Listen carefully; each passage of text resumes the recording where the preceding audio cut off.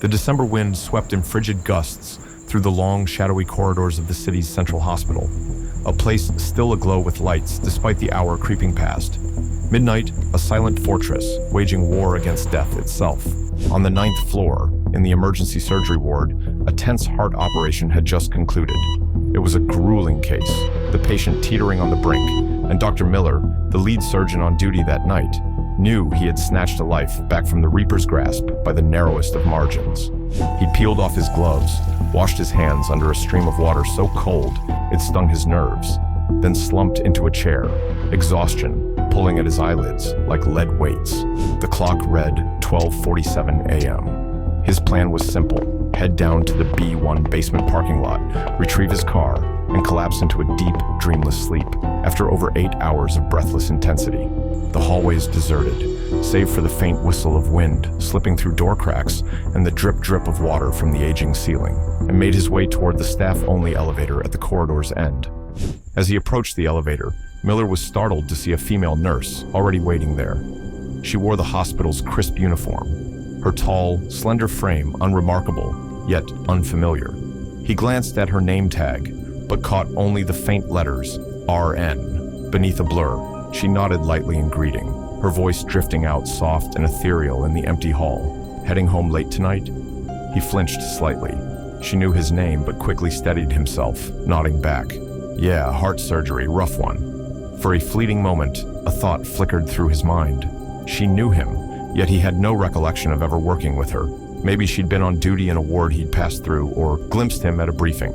In a sprawling hospital with staff constantly rotating, forgetting a face was hardly unusual. Unwilling to probe further, he offered a faint smile and turned away. The doors slid open and they stepped inside, silence settling between them.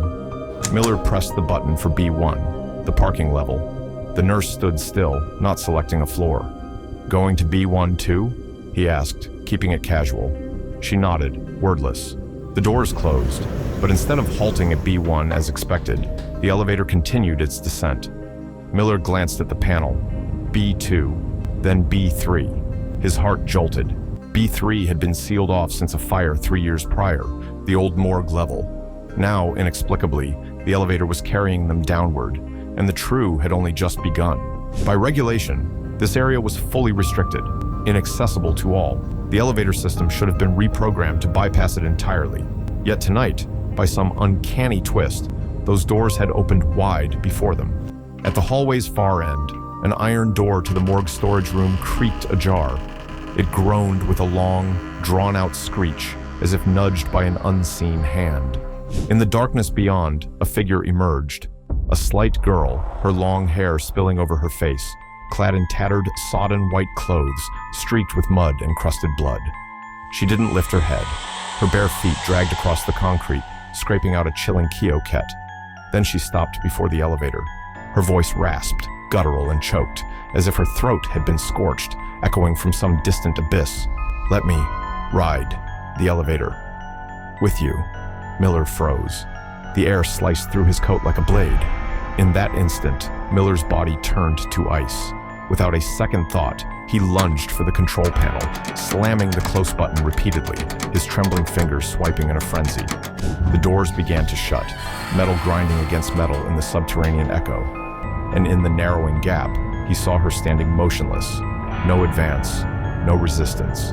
The nurse remained silent for a moment, then slowly turned her head toward Miller. Her voice floated out, light as a whisper meant only for him. "Doctor, why the rush?" Miller's breath came in gasps as he fought the rising panic clawing at his chest. His throat burned dry, but he forced out words. That girl out there." His voice broke into a near shout at the end, as if yelling could anchor him to sanity, convince him he wasn't hallucinating. The nurse paused, her head tilting slightly, as if pondering something. Then, wordlessly, she raised her right hand to chest level. The motion was deliberate, slow, and Miller stiffened as the flickering elevator light caught her wrist. Her voice dropped, warping into something eerie, like it was dredged from a sewer's depths.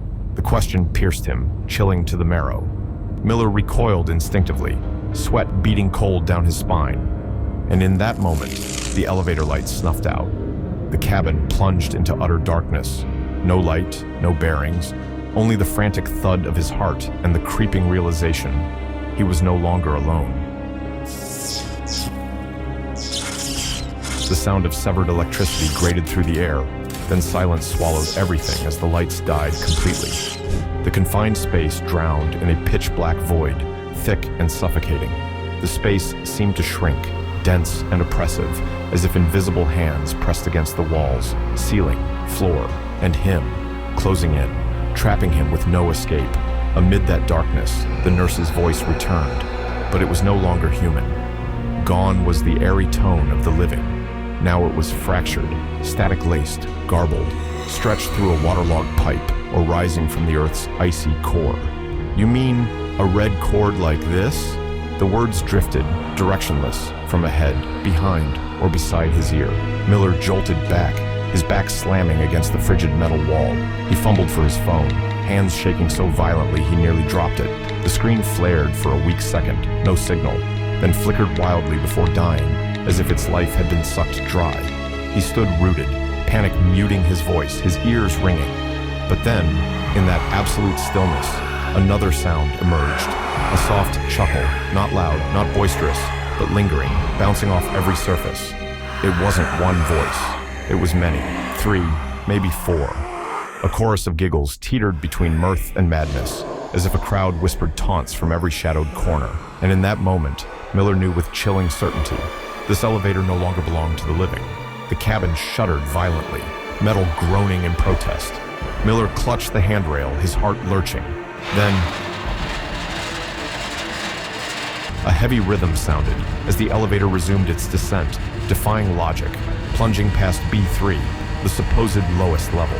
On the display, numbers vanished, replaced by a flickering dash, signaling a place beyond any blueprint. Without command, the doors slid open as if something beckoned or expelled him outward. Before him stretched a long, dank hallway, its broken fluorescent lights casting a sickly green glow. The walls bore dozens of patient portraits, each face savagely crossed out with red ink, a furious, hasty act of erasure. The floor pooled with stagnant water, thick and blackish brown, reeking of blood and rot. He didn't know where he was. This wasn't the hospital, not B3, not reality. He stepped out like a sleepwalker, or as if unseen hands dragged him forth. At the hallway's end, an iron door stood ajar, its darkness alluring. Miller pushed it lightly. It screeched in protest. Beyond lay a pitch-black room, walls scarred with charred handprints, seared into the concrete. On the cold floor, 3 tattered hospital uniforms lay strewn, one still smoldering with a burnt stench. The air thickened, choking, urging Miller to scream. But his throat seized shut. A rasping, icy voice spoke from behind him, a venomous gust brushing his neck. 3 years ago, there was a fire here, but only 2 died.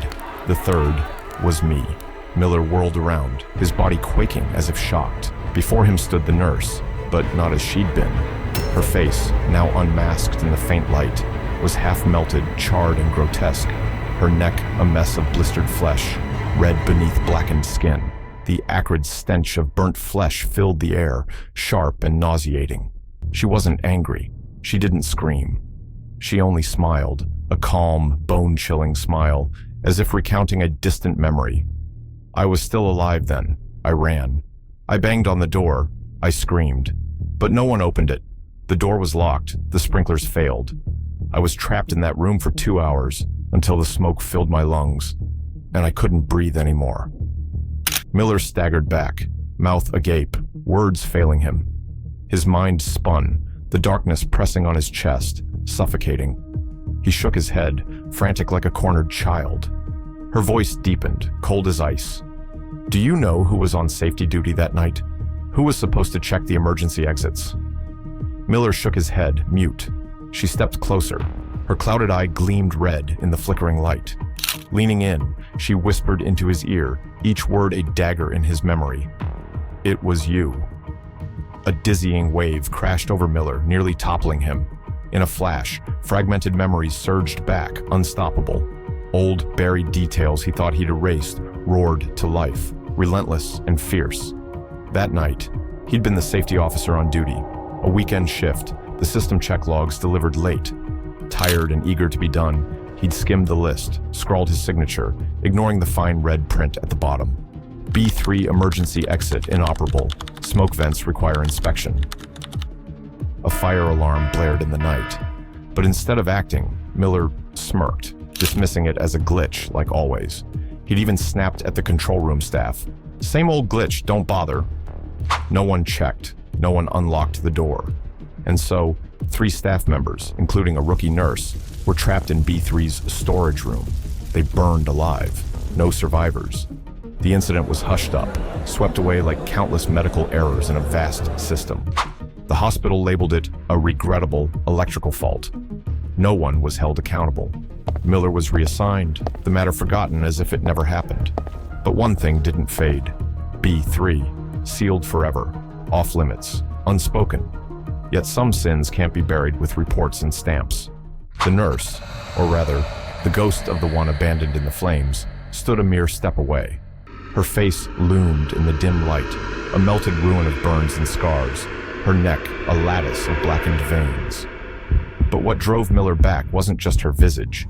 It was the 2 figures emerging from the shadows behind her. One, a thin intern in a singed blouse, his face unrecognizable, eyes hollow like glowing coals. The other, a female orderly clutching a charred red cord, her gaze silent yet brimming with unspoken rage. 3 souls, all victims of that fateful night. The nurse advanced, her voice devoid of fury or pain, just a frigid calm that chilled to the core. "You left 3 of us here. No unlocked door, no alarm, not a moment's hesitation. And now, it's just you." Her words fell, and the iron door behind Miller slammed shut with a deafening clang, a final judgment echoing through the void. The room trembled, then plunged into blackness, swallowing him whole. No light, no breath, only darkness and unburied guilt. The next morning, during an early patrol, a security guard noticed the B3 elevator lights on. An impossibility, as its system had been deactivated post-fire. B3 was sealed, its button erased from the panel. Yet now, the cabin glowed with cold white light, as if recently used. Approaching, they found the doors gliding open smoothly. Inside, empty. Only a blood-streaked blouse hung from the rail, swaying gently, and beneath it, on the icy floor, lay a red cord. Bloodied, knotted, the kind once tied to morgue corpses. The discovery sparked an urgent review by maintenance and HR. Oddly, no record showed Dr. Miller on duty that night. No name, ID, or photo matched in the current roster. Every trace of him had vanished, as if he'd never existed. But a curious technician dug into the old basement cameras.